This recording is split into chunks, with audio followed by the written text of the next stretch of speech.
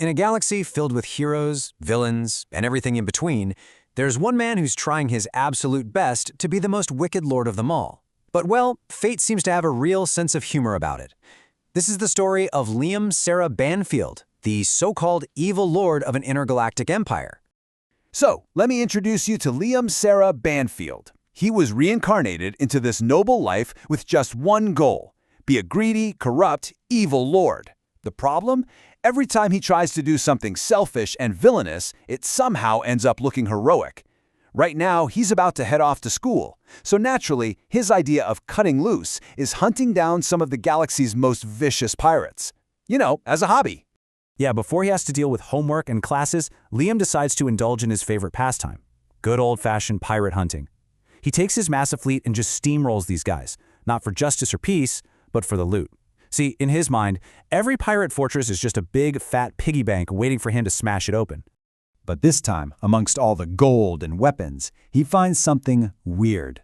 Hundreds of people, all turned to stone. Now a hero might free them out of compassion. Liam, he does it because he's curious.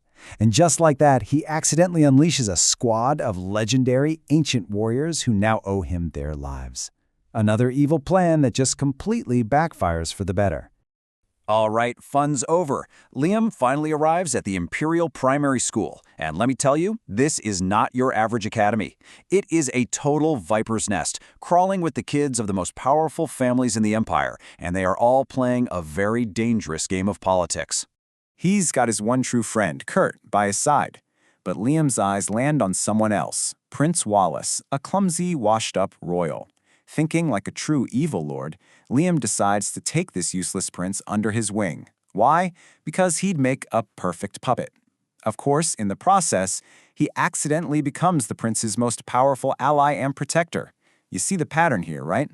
Now, this school has a big man on campus, and his name is Derek Sarah Berkeley. He's arrogant, powerful, and he comes from a family secretly known as the Pirate Nobles. So you've got the infamous pirate hunter and the heir to a pirate dynasty in the same school. A showdown wasn't just likely, it was absolutely guaranteed.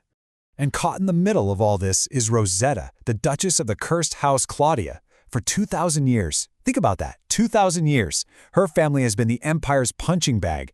They were stripped of everything and forced to exist as a warning to anyone who might defy the Emperor. She's carrying all that history, all that pain, just hoping for a way out. But then she sees Liam.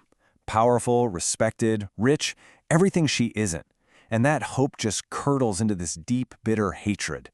To her, he's a living symbol of everything she's lost.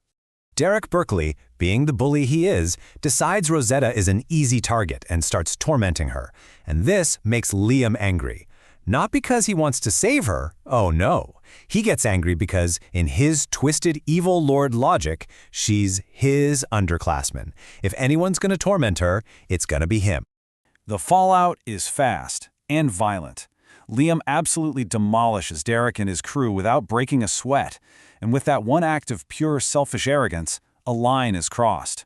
It's official. House Banfield, the Pirate Hunters, and House Berkeley, the Pirate Nobles, are going to war. So, the annual Mobile Night tournament rolls around. It's supposed to be about honor and skill. But for a humiliated Derek, it's the perfect place to get revenge.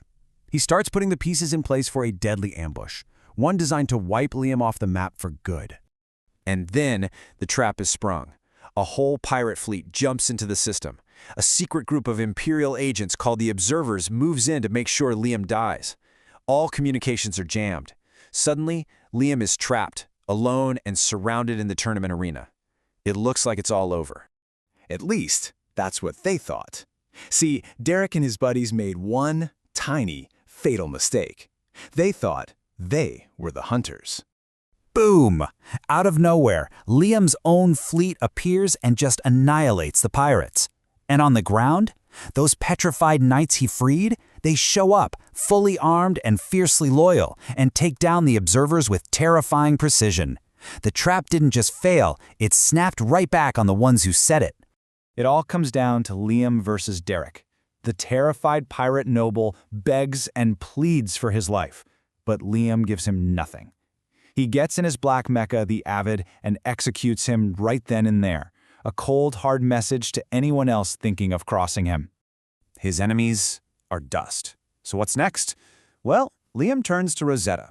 He feels like his victory needs one final, truly evil flourish, a masterpiece of villainy that will crush her spirit completely. He could be her hero. He could free her from her family's curse. But instead, he decides to be her conqueror. He seizes her family's title and forces her into an engagement, telling her straight up that he has no intention of saving her. He's just going to trample all over her destiny himself. And this is where the evil plan backfires in the most spectacular way possible. Instead of crying in despair, she starts crying with joy. She sees his overwhelming power not as a cage, but as her ticket to freedom. And she happily accepts his proposal, leaving Liam completely stunned and confused. His ultimate evil act just made someone incredibly happy. So, Liam won, right? Well, yes and no. He won the battle, for sure, but in doing so he planted the seeds for a much, much bigger war. His little stunt at the tournament sent shockwaves across the galaxy, and all sorts of new enemies are crawling out of the woodwork. There's this mysterious being called the Guide, who loves chaos and is now powering up new pawns to throw at Liam. There's a master swordsman somewhere out there training orphans to become assassins, and an old rival, scorned by Liam's rise, is quietly plotting her revenge from the shadows. But the biggest, most immediate threat? It's a name we all know. Killing Derek wasn't the end of the story. It was just the beginning. The entire Berkeley family, all the pirate nobles, have officially declared all-out war on House Banfield. So, with the full united power of the galaxy's most dangerous pirates coming straight for his throat, you have to ask yourself, what's an evil lord supposed to do now? Plot capsule.